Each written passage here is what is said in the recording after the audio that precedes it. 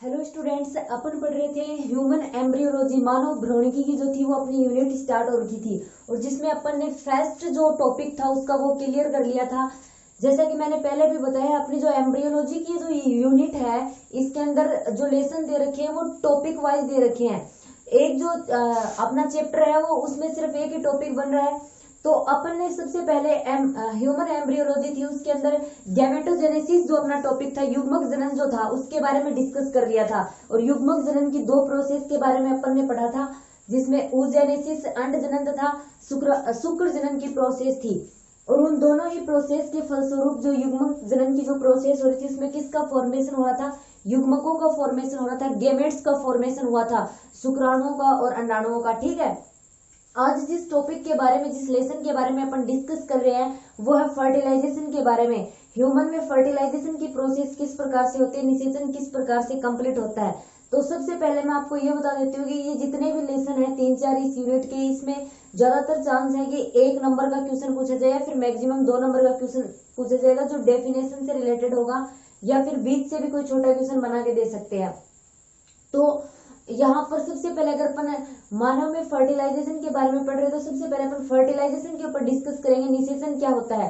तो युग्मक जनन की जो प्रोसेस थी, गैमेटोजेनेसिस की जो प्रोसेस थी, उसमें अपन ने देखा था कि युग्मकों का फॉर्मेशन हो रहा था, गेमेट्स का फॉर्मेशन हो रहा था, शुक्राणु और अंडाणुओं का फॉर्मेशन हो गया था। ठीक है, तो फर्टिलाइजेशन की प्रोसेस में क्या होता है, इन गैमेट्स का, इन युग्मकों का संलयन होता है, इनका आपस में संयोग होता है। शुक्राणु और अंडाणुओं का संयोग ही क्या कहलाता है, निषेचन कहलाता है, फर्टिलाइजेशन कहलाता है। ओके, और इसमें क्या होता है, जो इनके प्राक केंद्रक होते हैं वो प्राक केंद्रक आपस में संलयित हो जाते हैं फर्टिलाइजेशन की प्रोसेस के दौरान। तो जो युग्मक होते हैं, युग्मकों के प्राक केंद्रक के संलयन को तो क्या बोला जाता है, युग्मक संलयन बोला जाता है। जबकि अपने जो युग्मक होते हैं, इन युग्मकों के जो गुणसूत्र समुच्चय होते हैं, इन गुणसूत्रों का संलयन क्या कहलाता है, उभय मिश्रण कहलाता है। अपन बात करें फर्टिलाइजेशन के टाइप के बारे में, निषेचन कितने प्रकार का होता है, तो ये 2 टाइप का होता है, आंतरिक और बाह्य। ठीक है, और आंतरिक या फिर इंटरनल फर्टिलाइजेशन जो होता है वो बॉडी के अंदर होता है, जबकि बाह्य जो फर्टिलाइजेशन होता है वो बॉडी से बाहर होता है, जलीय माध्यम में। जैसे कि ये जो जलीय जीव होते हैं, लेबियो, मछली वगैरह, इनमें क्या होता है, फर्टिलाइजेशन की प्रोसेस जो होती है वो जल में कंप्लीट होती है। मतलब जो मेल के जो भी युग्मक होते हैं, शुक्राणु स्पर्म जो होते हैं, और फीमेल के जो ओवम अंडाणु होते हैं, उनका आपस में संलयन कहाँ होता है, बॉडी से बाहर होता है, जलीय माध्यम में। इसीलिए इस प्रकार का जो फर्टिलाइजेशन होता है वो एक्सटर्नल फर्टिलाइजेशन होता है, मतलब बाह्य। और अगर अपन इंटरनल फर्टिलाइजेशन की बात करें तो इंटरनल फर्टिलाइजेशन में क्या होता है, जो स्पर्म, शुक्राणु और जो अंडाणु होते हैं, नर युग्मक व मादा युग्मक जो अपने होते हैं, उनका क्या होता है कि उनका संलयन बॉडी के अंदर होता है। अब अगर अपन बात कर ले, फर्टिलाइजेशन के कुछ स्टेप्स होते हैं। फर्टिलाइजेशन की प्रोसेस जो होती है वो मुख्य रूप से 4 स्टेप्स में कंप्लीट होती है। सबसे पहला स्टेप जो आता है वो कौन सा होता है, शुक्राणु जो होता है उसका अंडाणु तक पहुंचना, approach of sperm to ovum. ठीक है, फर्टिलाइजेशन के बारे में अपन पढ़ रहे हैं।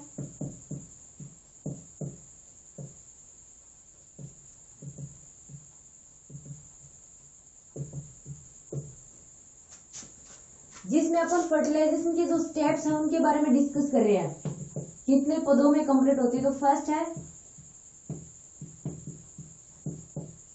शुक्राणु का अंडाणु तक पहुंचना,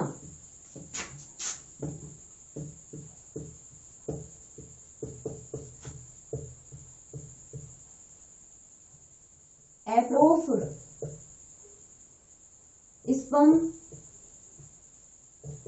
टू ओवम। अगर सेकंड स्टेप की अपन बात करें तो होगा शुक्राणु का प्रवेश,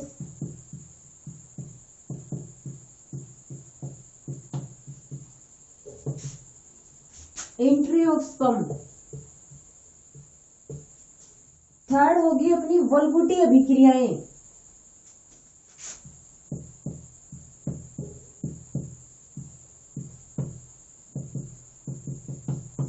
मतलब कोर्टिकल रिएक्शन।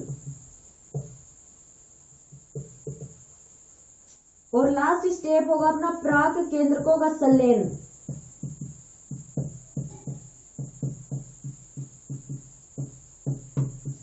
मतलब फ्यूजन ऑफ प्रोन्यूक्लियाई।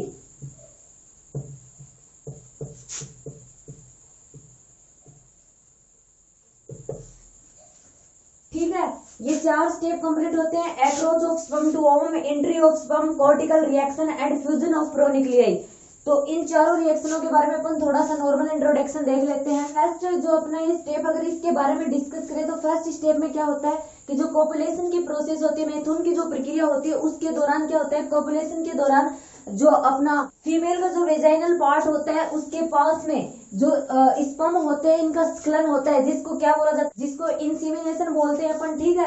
वो प्रोसेस क्या कहलाती है, इंसीमिनेशन कहलाती है। और इस इंसीमिनेशन को अपन हिंदी में बोलते हैं वीर्य सेचन की प्रोसेस।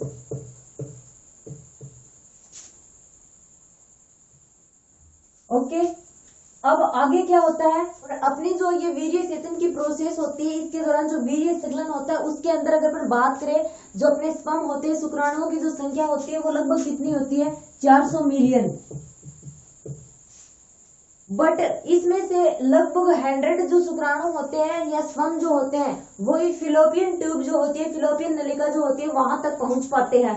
क्योंकि ज्यादातर जो स्पर्म होते हैं वो फीमेल की जो भी रिप्रोडक्टिव नाल होती है उसके अंदर एसिड पाया जाता है, अम्लता पाई जाती है, जिसके कारण क्या हो जाते हैं, वो खत्म हो जाते हैं। और कुछ जो होती है वेजाइना जो होती है उसके अंदर भक्षी सेल्स प्रेजेंट होती हैं जो शुक्राणुओं का भक्षण कर लेती हैं। और जो स्पर्म जो होते हैं वो सेमिनल फ्लूइड जो होता है, शुक्र द्रव्य जो होता है, उसमें तैरते रहते हैं। और अगर उनके तैरने की गति की बात करें तो तैरने की गति जो होती है वो 1 से 4 mm प्रति मिनट होती है। और जब ये स्पर्म जो होते हैं, ये स्पर्म फीमेल के यूट्रस में पहुंच जाते हैं, और यूट्रस में पहुंचने के कुछ समय बाद ही ये फर्टिलाइजेशन के लिए सक्षम होते हैं। और यहाँ पर एक छोटी सी डेफिनेशन बनती है, योग्यतार्जन किसे बोला जाता है। तो योग्यतार्जन किसे बोला जाता है, जो स्पर्म होते हैं, शुक्राणु जो होते हैं, उनके द्वारा अपनी ही जाति के ओवम जो होते हैं, अपनी जाति के अंडाणु को निषेचित करने की जो प्रोसेस होती है वो योग्यतार्जन कहलाती है। और अपनी जो ये प्रोसेस होती है, इस प्रोसेस में क्या होता है, स्पर्म जो होते हैं वो स्पर्म अंडावरण जो होते हैं, जो ओवम के बाहर पाए जाते हैं, उनको भेद कर ओवम के अंदर एंटर करता है। और अपनी जो ये फर्स्ट प्रोसेस होती है, पूरी की पूरी प्रोसेस में लगभग 5 से 6 घंटे का समय लगता है। उसके बाद में फर्टिलाइजेशन जो होता है वो अपने स्पर्म का और ओवन का जो फर्टिलाइजेशन होता है वो कंप्लीट हो पाता है। अब अगर अपन सेकंड स्टेप की बात करें, एंट्री ऑफ स्पर्म, इस स्टेप में आखिर क्या होता है, तो इसमें अपना ओवम जो होता है, अंडाणु जो होता है, वो एक रासायनिक पदार्थ स्रावित करता है जिसको फर्टिलाइजिन बोला जाता है। और इसकी जो सतह होती है, इसकी सतह पर क्या होते हैं, शुक्राणु जो होते हैं स्पर्म के लिए स्नेह स्थल होते हैं, जहाँ पर विशिष्ट शुक्राणु जो होते हैं वो अपने एंटी फर्टिलाइजिन स्थल के द्वारा जुड़ जाते हैं उस सतह से। तो मतलब एंटी फर्टिलाइजिन के बारे में अपन पहले भी डिस्कस कर चुके हैं, जिस टाइम अपन गैमेटोजेनेसिस की प्रोसेस में अपन स्पर्म जो था उसके स्ट्रक्चर के बारे में जिस टाइम स्टडी कर रहे थे, तो उसके द्वारा अपन ने पढ़ा था कि इसमें एंटी फर्टिलाइजिन जो होते हैं एंजाइमों का सीक्रेशन होता है। तो ओवम के द्वारा फर्टिलाइजिन एंजाइमों का सीक्रेशन हुआ है, और स्पर्म के द्वारा एंटी फर्टिलाइजिन एंजाइमों का सीक्रेशन हुआ है। और ये दोनों एंजाइमों की परस्पर जो क्रिया होती है उसके फलस्वरूप ही फर्टिलाइजेशन की प्रोसेस कंप्लीट हो पाती है। कि फर्टिलाइजिन और एंटी फर्टिलाइजिन की पारस्परिक क्रिया होगी तभी अपने स्पर्म जो होते हैं वो ओवम अंडाणु से चिपक पाते हैं। और जैसा कि अपन जानते हैं, स्पर्म जो होते हैं वो ओवम को अंडाणु के भेदने का उसमें गुण पाया जाता है, और इसमें जो स्पर्म का अपना जो एक्रोसोम पार्ट होता है उसकी महत्वपूर्ण भूमिका होती है। यहाँ पर आपको डायग्राम में शो भी हो रहा होगा किस प्रकार से अपने स्पर्म जो है वो अपना ओवम जो है अंडाणु के अंदर प्रवेश कर रहे हैं। अपनी जो ये प्रोसेस होती है अंडाणु को भेजने की, इसमें एक्रोसोम पार्ट की क्यों महत्वपूर्ण भूमिका होती है, क्योंकि इसके द्वारा कुछ ऐसे एंजाइमों का सीक्रेशन किया जाता है जिसके द्वारा ये क्या कर सकता है, जो अपना अंडाणु होता है उसकी जो बाहर की जो मेम्ब्रेन होती है उनको घोलने का कार्य करता है। ये जो अपने अंडाणु के बाहर कोरोना रेडियल परत पाए जाते हैं, इनको घोल कर फिर ये इसके अंदर एंटर कर जाता है। क्योंकि जिस टाइम अपन एग्रोसोम के बारे में डिस्कस कर रहे थे तब मैंने बताया था इसके अंदर ऐसे एंजाइम मौजूद होते हैं जैसे हाइलोरोडेज। ये जो एंजाइम होते हैं ये क्या करते हैं, ये जो इनके बाहर की कलाएं होती हैं, इनकी मेम्ब्रेन जो होती है उनको घोलने का कार्य करते हैं। फिर इन मेम्ब्रेन को जब ये घोलते हैं तभी ये ओवम के अंदर अंडाणु के अंदर एंटर कर पाते हैं। अब अगर अपन वल्गुटी रिएक्शन की बात करें, कॉर्टिकल रिएक्शन कौन कौन सी होती है, तो इसमें क्या होता है, जैसे कि अपन जानते हैं अपना स्पर्म होता है वो ओवम के अंदर एंटर कर जाता है। अब वो ओवम के अंदर जब एंटर कर जाता है तो अन्य जो शुक्राणु होते हैं उनको अंदर एंटर करने से रोकने के लिए कुछ रिएक्शन होती है, और वो रिएक्शन कौन सी होती है, अपनी वल्गुटी अभिक्रियाएं होती हैं। अब अगर अपन डिस्कस करें, शुक्राणु जब अंडाणु के अंदर प्रवेश कर जाते हैं उसके बाद में कौन कौन सी उपापचयी जो प्रक्रिया होती है, मेटाबॉलिक जो एक्टिविटी होती है वो उत्प्रेरित होती है। अगर उन क्रियाओं के बारे में अपन डिस्कस करें तो अपने ओवम की जो सतह होती है उस ओवम की सतह पर फर्टिलाइजेशन शंकु का फॉर्मेशन हो जाता है, निषेचन शंकु का निर्माण हो जाता है। तथा जो प्लाज्मा झिल्ली होती है जिसको वेटेलाइन झिल्ली बोला जाता है, वो वेटेलाइन झिल्ली जो होती है वो निषेचन झिल्ली में परिवर्तित हो जाती है। तो प्लाज्मा झिल्ली, प्लाज्मा मेम्ब्रेन होती है, उसकी पारगम्यता, प्रीमेबिलिटी बढ़ जाती है एंड प्रोटीन संश्लेषण की दर बढ़ जाती है। समसूत्री विभाजन जो होता है उसकी प्रोसेस स्टार्ट हो जाती है। ये सारे के सारे चेंजमेंट होते हैं। अब लास्ट में अपना आता है पराग केंद्रकों का संलयन, फ्यूजन ऑफ प्रोन्यूक्लियाई। तो जैसे ही अपना जो स्पर्म होता है वो ओवम के अंदर एंटर करता है तो ये एक उद्दीपन की तरह कार्य करता है जिससे द्वितीयक परिपक्व विभाजन होता है। और जब ये स्पर्म ओवम के अंदर एंटर कर जाता है तो ये मध्य भाग से 180 डिग्री 180 डिग्री के कोण पर घूम जाता है, जिसकी वजह से क्या होता है, स्पर्म के अंदर मौजूद जो अपना समीपस्थ तारक केंद्रक होता है और जो माइटोकॉन्ड्रिया होता है जो बीच के पार्ट में पाया जाता है वो आगे चला जाता है। और इन शुक्राणु, इन स्पर्म के द्वारा जो तारक केंद्रक इनके साथ में आता है वो दो भागों में विभाजित होता है। जिस टाइम अपन स्पर्म की स्ट्रक्चर पढ़ रहे थे उस टाइम में मैंने बताया था इसमें समीपस्थ तारक केंद्रक और दूरस्थ तारक केंद्रक होता है जिनका अलग अलग वर्ग होता है। तो ये दो भागों में विभक्त होता है। विभाजित होने के बाद ये सक्रिय कोशिका द्रव्य जो होता है उसमें गुणसूत्रीय तृक्कु का निर्माण करता है। साथ में द्वितीयक ध्रुवकाय जो होती है, पोलर बॉडी जो होती है, उसका भी निर्माण होता है। और साथ के साथ फिर क्या होने लग जाता है, जो स्पर्म के अंदर जो प्रोन्यूक्लियाई मौजूद होता है और जो अपने ओवम के अंदर, अंडाशय के अंदर जो न्यूक्लियाई प्रेजेंट होता है, उन दोनों का फ्यूजन हो जाता है, उन दोनों का संयोजन हो जाता है। क्या होता है, अपनी जो जब प्रोन्यूक्लियाई जो है अपने पराग केंद्रक जो है उनका संलयन हो जाता है तो फिर क्या हो जाता है, ये फर्टिलाइजेशन की प्रोसेस कंप्लीट हो जाती है। अब अगर अपन बात करें जो फर्टिलाइजेशन होता है इसका महत्व क्या होता है, ये जो अपना अंडाणु होता है उसके पूर्ण परिपक्व के लिए उसको उद्दीप्त करता है। और फिर जो अंडाणु होता है उसमें ये फर्टिलाइजेशन की प्रोसेस के बाद में समसूत्री विभाजन होता है जिसके फलस्वरूप जो जीव होता है उसका निर्माण हो पाता है। जो ओवम, जो अंडाणु होता है उसको उपापचयी रूप से ये अधिक सक्रिय बनाता है। और फर्टिलाइजेशन की प्रोसेस जो होती है ये लिंग निर्धारण में भी सहायक होती है।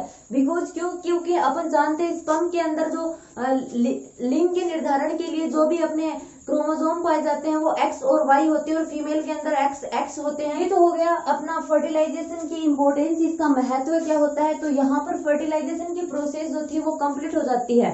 ओके, अब अगर अपन बात करें ह्यूमन एम्ब्रियोलॉजी का जो नेक्स्ट जो अपना टॉपिक है वो कौन सा होगा, वो मानव में भ्रूणीय परिवर्तन से रिलेटेड होगा, एम्ब्रियोनिक डेवलपमेंट इन ह्यूमन।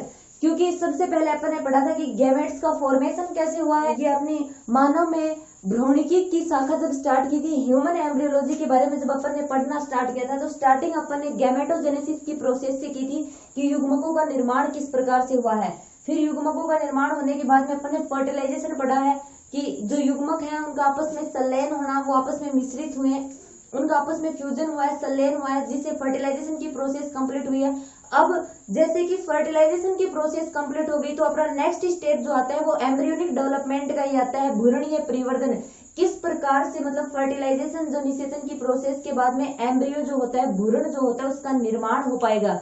ये प्रोसेस देखेंगे अपने नेक्स्ट जो वीडियो होगी अपन उसमें।